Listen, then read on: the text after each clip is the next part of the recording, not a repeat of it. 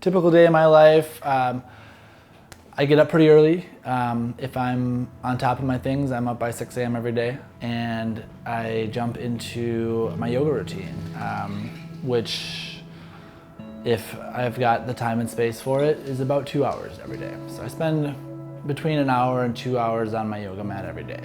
And it took me a while to get to that point, right? So I mean, I started out, maybe doing a half hour a day, carving out, some days I have less than that, right? And so, but that's what it has evolved into for me, is this indispensable part of my life, right? I consistently find myself on my yoga mat every single morning, right?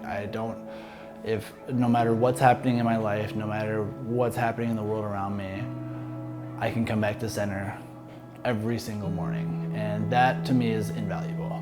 This is just the stage of my life that I'm at right now, is this like, I'm pushing myself to become the truest expression of myself as I possibly can be.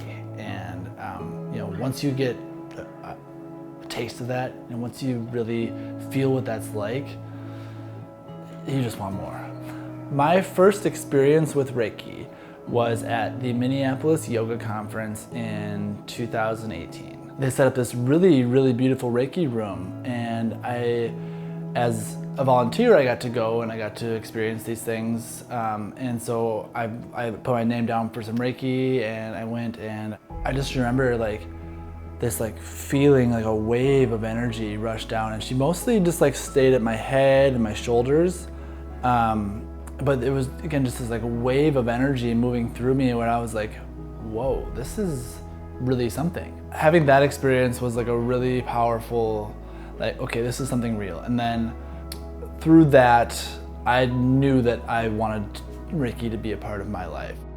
Reiki, what is really, I think, important to understand about Reiki is that it's a fully integrative system. So it can really complement and integrate with any other healing modality that you might want to work with, right? And so Reiki practices often take on their own shape, depending on what resonates with the individual practitioner, right?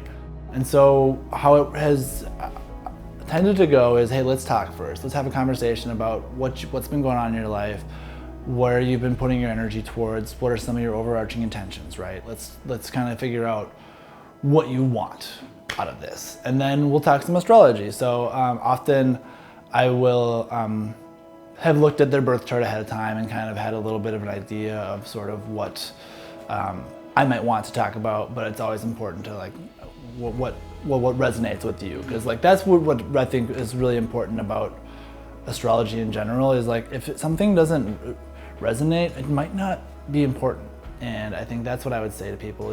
I'm not here to replace a therapist. I'm not here to replace your doctor.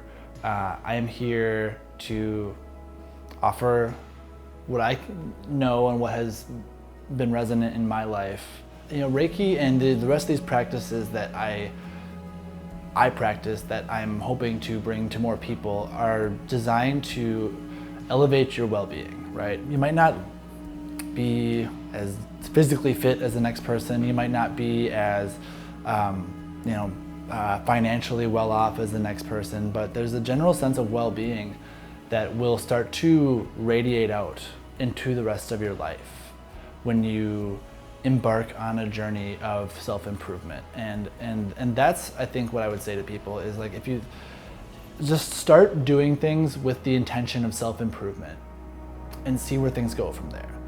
And if you come and even just coming and giving yourself the space that says, I'm gonna come see this guy for an hour and a half, maybe 2 hours, right?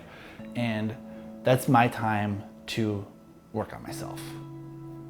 Start from that premise and start with an open mind and just see what happens.